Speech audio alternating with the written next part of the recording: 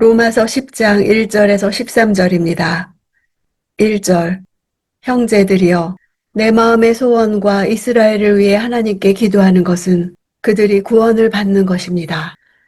9장은 주로 이스라엘의 과거와 관련하여 하나님의 주권적 선택을 다루고 10장은 이스라엘의 현재와 관련하여 하나님의 복음을 거부하고 있는 그들의 상태를 고발하며 11장은 이스라엘의 미래와 관련하여 장차 있을 이스라엘의 회복에 대해 다루고 있습니다. 바울의 간절한 소원과 기도하는 것은 이스라엘이 율법의 행위에 의지해 스스로 의를 세우는 것에서 돌이켜 하나님께서 새로운 의의 길로 제시하신 예수 그리스도의 복음을 받아들여 구원받는 것입니다. 3절. 그들은 하나님의 의를 알지 못하고 자기 의를 세우려고 애쓰면서 하나님의 의에 복종하지 않았습니다. 바울은 자신의 경험을 통해 그들을 이해할 수 있었습니다. 하나님의 의는 하나님의 속성 가운데 하나인 의로우심을 말하는 것이 아닙니다. 그것은 바로 우리의 구원을 위해 감당하신 예수 그리스도의 십자가 대속 사역을 믿음으로 받아들이고 그 안에서 하나님께로부터 의롭다 칭함을 받음으로써 이루어지는 의입니다. 그들의 문제는 이런 하나님의 의를 알지 못했다는 것입니다. 하나님을 향한 열심이 있고 하나님의 의에 도달하는 길이라고 생각했지만 실상은 자기들의 의를 세우려는 것이었고 복종해야 하는 하나님의 의에 복종하지 못했습니다. 4절. 그리스도께서는 믿는 모든 사람들이 의에 이르게 하기 위해 율법의 마침이 되셨습니다. 마침이라는 헬라어는 성취, 목적, 완성의 뜻으로 그리스도께서 율법 속에 담긴 본래의 목적을 성취하셨음을 뜻합니다. 또 종결, 결론이라는 뜻으로 그리스도께서 율법을 폐지하셨음을 뜻합니다. 스스로의 힘으로는 율법의 요구를 충족시킬 수 없는 인간에게 믿음을 통한 의의 길을 열어주기 위해 그리스도는 율법이 궁극적으로 요구하는 바를 모두 성취하심으로 율법의 완성이 되셨습니다. 자신의 의를 세우려고 애쓰는 사람들이 저지르는 근본적인 실수는 율법이 그리스도를 가리킨 것을 이해하지 못한 것이며 그분이 율법을 성취하셨음을 이해하지 못하는 것입니다. 5절. 모세는 율법으로 인한 의에 대해 기록하기를 율법을 행한 사람은 그것으로 살 것이다 라고 했습니다. 율법으로 인한 의와 믿음으로 인한 의를 대조합니다. 모세가 말한 바와 같이 율법을 행한 사람은 그것으로 살 것이란 말씀은 사실입니다. 누구든지 율법대로 행하기만 한다면 그는 생명을 얻을 것입니다. 그러나 문제는 아무도 율법을 철저히 지키지 못한다는 것입니다. 누구든지 온 율법을 지키다가 하나에 거치면 모두 범한 자가 됩니다. 이는 이스라엘의 모습이었고 종교적인 사람들의 모습입니다. 6, 7절. 그러나 믿음으로 인한 의인은 이렇게 말합니다. 너는 속으로 누가 하늘로 올라가겠느냐 하지 말라. 이것은 그리스도를 모셔내리려는 것입니다. 혹은 누가 지옥에 내려가겠느냐 하지도 말라.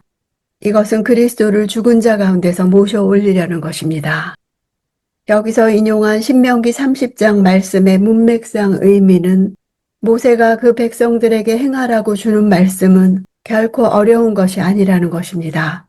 하늘까지 가서 그 깊은 신비를 알 필요가 없다는 것입니다. 하나님의 계명은 백성들의 입에 있고 마음에 있어서 이해하기 쉽고 행하기 쉽다는 뜻이었습니다.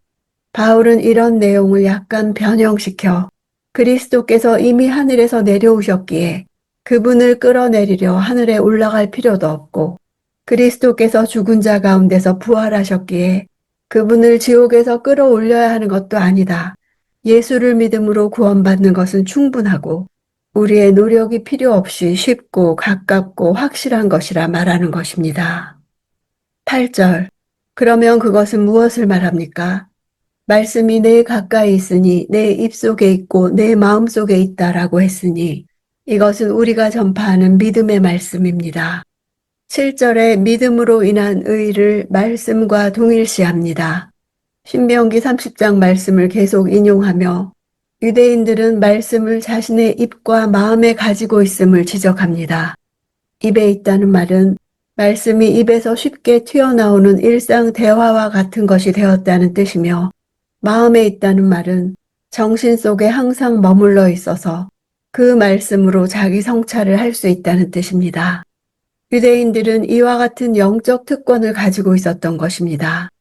그리스도에 관해 증거하는 율법과 선지자들의 글을 가지고 그리스도를 알 기회가 충분히 주어졌지만, 그들은 그리스도에 대한 믿음으로 의에 이른다는 복음을 자신들의 노력으로 대체하는 우를 범하여 실패하고 말았습니다. 9, 10절.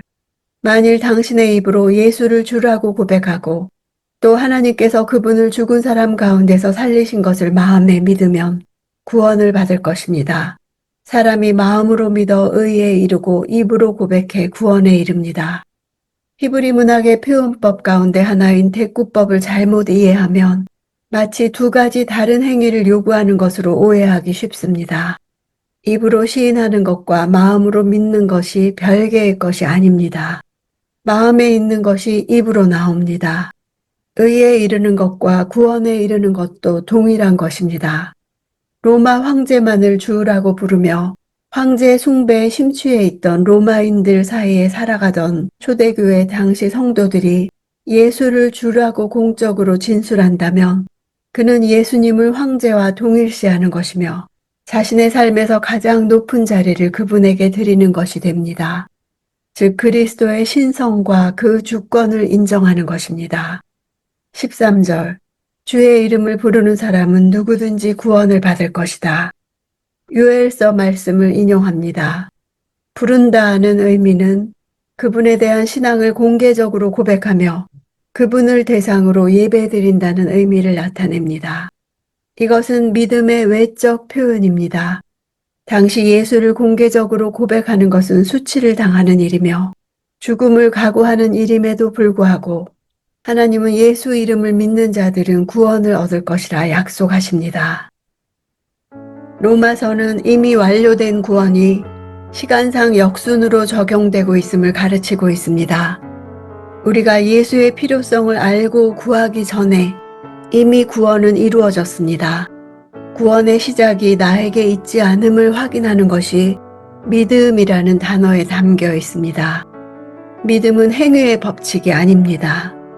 누구든지 주의 이름을 부르기만 하면 구원을 받는다는 것은 요엘 선지자가 활동했던 주전 9세기 시대에도 진리였고 주후 1세기에도 진리이며 지금도 여전히 진리입니다.